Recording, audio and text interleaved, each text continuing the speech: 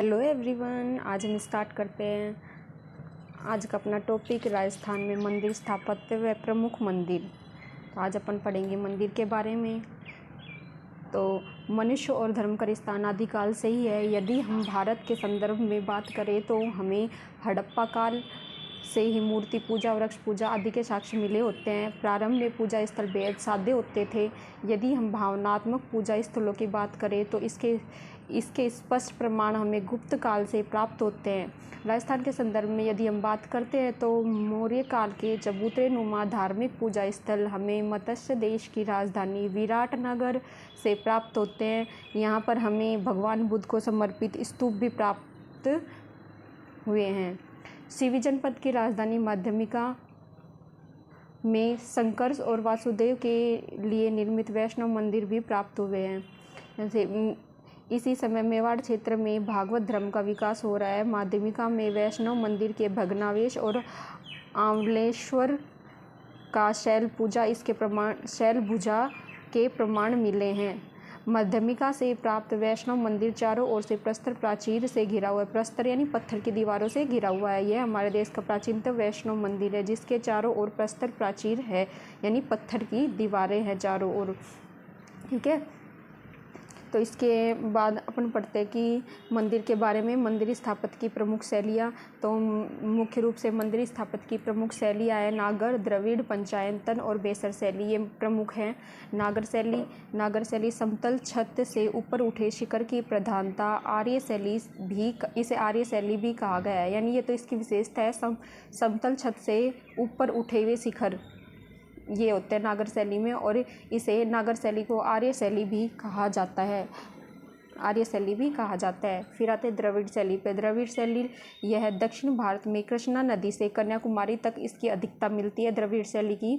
बेसर शैली नागर प्लस द्रविड़ यानी इन दोनों का मिला जुला रूप है। इसे चालुक्य शैली भी कहा जाता है। तो बेसर शैली को कहा जाता है चालुक्य शैली, और नागर शैली को कहा जाता है आर्य शैली। तो बेसर शैली नागर और द्रविड़ शैली इन दोनों का मिला जुला रूप है। इसके बाद अब अपन चलते हैं आगे। राजस्थान के प्रमुख मंदिर। तो राजस्थान के प्रमुख मंदिर में अपन पढ़ेंगे सबसे पहले शीला माता का मंदिर। शीला माता का मंदिर आमेर के राजप्रसाद में जलेब चौक में बना है। कहाँ बना है? आमेर का जो किला है जयपुर में, वहाँ पे जो उसके राजप्रसाद यानी महल, राजप्रसाद मतलब महल में जलेब चौक है, वहाँ पे शीला माता का मंदिर है। यह शीला माता कछवा वंश की आराध्य देवी हैं। मूर्ति इनकी जो शीला माता की मूर्ति है वो मानसिंह प्रथम फर्स्ट बंगाल के केदार से लाए थे। कहाँ से लाए थे? मानसिंह प्रथम लेके आए थे बंगाल के केदार से लाए थे। ये क्वेश्चन पूछा जाता है कि मूर्ति कहाँ से लाई गई है, तो मानसिंह प्रथम लाए थे। और कहाँ से लाए थे? बंगाल के केदार से लाए थे। इसके बाद मंदिर के वर्तमान स्वरूप का निर्माण किसने किया था? तो मंदिर के वर्तमान स्वरूप का निर्माण मानसिंह सेकंड ने किया था। मूर्ति काले संगमरमर से बनी हुई है। तो शीला माता की मूर्ति कैसे संगमरमर से बनी हुई है? काले संगमरमर से बनी हुई है। गोविंद देव जी का मंदिर।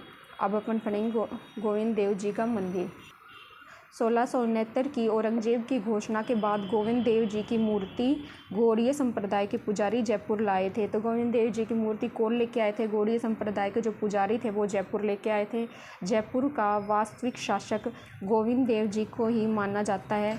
किन्हें माना जाता है? वास्तविक शासक गोविंद देव जी को माना जाता है। अष्टयाम पूजा या सेवा की जाती है गोविंद देव जी की जयपुर में। इसके बाद अपन आते हैं नेक्स्ट जगत शिरोमणि मंदिर। जगत शिरोमणि मंदिर ये कहाँ स्थित है? यह भी जयपुर में स्थित है। आमेर दुर्ग के उत्तर पश्चिम में स्थित है। तो पूछा जाता है जगत शिरोमणि मंदिर कहाँ स्थित है? तो ये आमेर दुर्ग के उत्तर पश्चिम में स्थित है जगत शिरोमणि मंदिर। ये 2019 में पूछा भी गया है एक एग्ज़ाम में। इसके बाद जगत शिरोमणि मंदिर का निर्माण किसने किया था? तो जगत श्री मंदिर का निर्माण किया था मानसिंह फर्स्ट ने। मानसिंह फर्स्ट की रानी कनकावती अपने पुत्र जगत सिंह की याद में निर्माण करवाया था। अपने पुत्र की याद में करवाया था जगत सिंह। किसने करवाया था? रानी कनकावती ने। रानी कनकावती कौन थी? मानसिंह प्रथम की रानी थी रानी कनकावती ने अपने पुत्र के जगत सिंह की याद में इस मंदिर का निर्माण करवाया था। इसके बाद आते हैं यहाँ स्थापित भगवान कृष्ण की प्रतिमा चित्तौड़ से लाई थी। तो ये जगत शिरोमणि मंदिर में जो कृष्ण की जो मूर्ति है, प्रतिमा है, वो चित्तौड़ से लाई गई है। कहाँ से लाई गई है? चित्तौड़ से। ये क्वेश्चन भी पूछा गया है 2019 में। जिसकी पूजा कौन करती थी? मीराबाई किया करती थी। तो यहाँ स्थापित भगवान कृष्ण की प्रतिमा चित्तौड़ से लाई गई है, जिसकी पूजा मीराबाई किया करती थी। इसके बाद आते हैं अपन नेक्स्ट पे, गलता जी। गलता जी कहाँ स्थित है? जयपुर। जयपुर का सूर्य मंदिर है गलता जी। यह गालव ऋषि की तपोस्थली है, यानी गलता में प्राचीन समय में गालव ऋषि का आश्रम था। यहाँ पे गालव ऋषि थे, वो तप किया करते थे। यहाँ पे प्रसिद्ध क्या है? उत्तरदोतरी, जयपुर का बनारस, छोटी काशी, मंकी वैली के नाम से ये प्रसिद्ध है गलता जी। ठीक है, किस नाम से प्रसिद्ध है? उत्तरदोदात्री, जयपुर का बनारस, छोटी काशी और मंकी वैली के नाम से भी इसे गलता जी को जाना जाता है। ठीक है, कृष्णदास पयोहरी द्वारा स्थापित है। तो ये गलता जी जो मंदिर है, सूर्य मंदिर है ये, और सूर्य मंदिर है, और किसने स्थापित किया था? कृष्णदास पयोहरी ने स्थापित किया था ये मंदिर। गलता जी में पूर्व मध्यकाल में नाथ संप्रदाय की गद्दी थी, परंतु 1503 ईस्वी में रामानुज संप्रदाय के परिहारी ने अपने आमेर नरेश पृथ्वीराज के गुरु चतुरनाथ जी को शास्त्रार्थ में परास्त कर यहाँ रामानंदी संप्रदाय की स्थापना की थी। बंदरों की अधिकता के कारण ही गलता को मंकी वैली भी कहा जाता है। तो मंकी वैली, तो यहाँ पे बंदरों की अधिकता पाई जाती है, इसलिए इसे मंकी वैली कहा जाता है। इसके बाद अपन आते हैं लाडली जी का मंदिर। लाडली जी का मंदिर। लाडली जी का मंदिर भी जयपुर में स्थित है, रामगंज में, जयपुर के रामगंज में स्थित है। ठाकुर जी श्री कृष्णौरी रमन जी मंदिर को ही लाडली जी मंदिर नाम से जाना जाता है। ठीक है, इसके बाद अपन चलते हैं लक्ष्मी नारायण जी के मंदिर पर। लक्ष्मी नारायण जी का मंदिर आमेर, जयपुर में स्थित है। इसका निर्माण आमेर के नरेश पृथ्वीराज कछवा की बालाबाई द्वारा करवाया गया था। इसका निर्माण किसने करवाया था? नरेश पृथ्वीराज कछवा की बालाबाई ने करवाया था। फिर आता है वीर हनुमान मंदिर। तो ये वीर हनुमान मंदिर कहाँ स्थित है? ये तो सामोद, जयपुर में स्थित है। हनुमान जी की वृद्ध प्रतिमा की मूर्ति है यहाँ पे। जो वीर हनुमान जी सामोद में स्थित है, जयपुर में, यहाँ पे हनुमान जी की कौन सी प्रतिमा मिलती है? वृद्ध प्रतिमा की पूजा की जाती है। तो ये भी पूछा जाता है कि वृद्ध प्रतिमा की पूजा कहाँ पे की जाती है? हनुमान जी की। तो सामोद, जयपुर में वीर हनुमान जी के नाम से जाने जाते हैं। इनकी मूर्ति का पैर जमीन में धंसा हुआ है। वीर हनुमान जी की मूर्ति का पैर जो है जमीन में धंसा हुआ है। वीर हनुमान जी मंदिर के बाद अपन चलते हैं नेक्स्ट पे। नेक्स्ट है अपना चरण मंदिर। चरण मंदिर जयपुर में जयगढ़ व नाहरगढ़ के मध्य स्थित है। कहाँ पर स्थित है? जयपुर में जयगढ़ और नाहरगढ़ के बीच में स्थित है। मान्यता क्या है इसकी? श्री कृष्ण यहाँ गाय चराने आते थे। ये इस मंदिर की मान्यता है कि जो चरण मंदिर है, यहाँ पे श्री कृष्ण अपनी गाय चराने आते थे। इनके पद चिन्ह भी वहाँ पे सुरक्षित मिले हैं। तो पद चिन्ह भी सुरक्षित मिले हैं। ठीक है, इसके बाद अपन नेक्स्ट पे चलते हैं बिरला मंदिर। बिरला मंदिर ये बिरला मंदिर का निर्माण गंगा प्रसाद ने करवाया था। किसने करवाया था बिरला मंदिर का निर्माण? गंगा प्रसाद ने बिरला मंदिर का निर्माण करवाया था। बिरला चैरिटेबल ट्रस्ट द्वारा करवाया गया था। श्री लक्ष्मी नारायण जी की मूर्ति इस मंदिर में स्थित है। तो किसकी मूर्ति है? लक्ष्मी नारायण जी की मूर्ति स्थित है। उसके बाद अपन नेक्स्ट पे चलते हैं अपने सोनी जी की नशियाँ। सोनी जी की नशियाँ कहाँ स्थित है? अजमेर में। ये अपन ने जयपुर के बारे में पढ़े, इससे ऊपर अब पढ़ेंगे जो सोनी जी की नशियाँ। ये मंदिर कहाँ स्थित है? अजमेर में स्थित है। इसका निर्माण मूलचंद सोनी ने करवाया था। सिद्धकूट चैताल्य सोनी जी की नशिया कहाँ स्थित है? ये मंदिर अजमेर में स्थित है। इसका निर्माण मूलचंद सोनी ने करवाया था।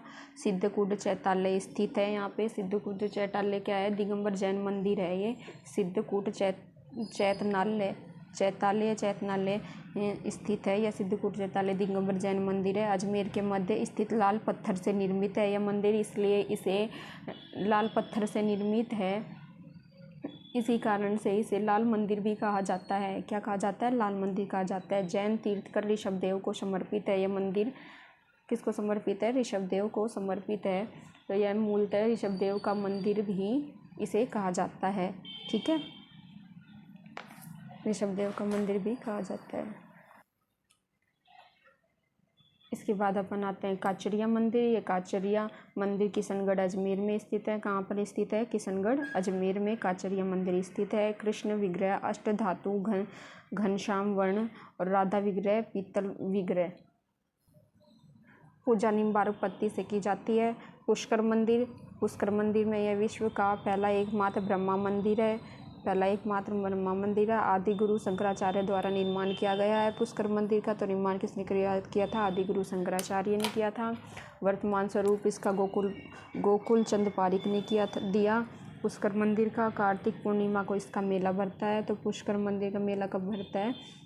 ब्रह्मा जी का मंदिर है, ये पुष्कर में स्थित है। कार्तिक पूर्णिमा को इसका मेला भरता है। महात्मा गांधी की अस्थियां यहीं पे ही प्रभावित की गई थी। ठीक है। उसके बाद आता है राष्ट्रीय महत्व का स्मारक घोषित किया गया है। इसे पुरातात्विक सर्वेक्षण विभाग ने इसे घोषित किया था। ये क्वेश्चन पूछा गया 2019 में।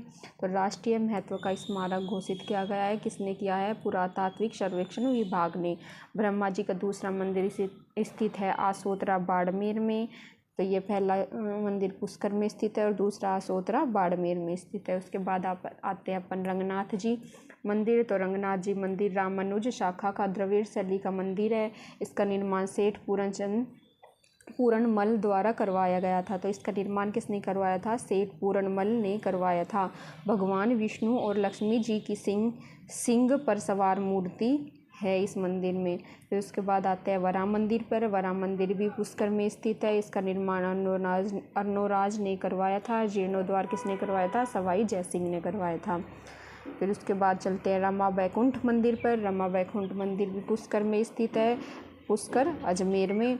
निर्माण किसने करवाया था? डीडवाना के सेठ मगनी राम वागड़ द्वारा इस मंदिर का निर्माण करवाया गया था। वैष्णव संप्रदाय की रामानुज शाखा से संबंधित है ये मंदिर।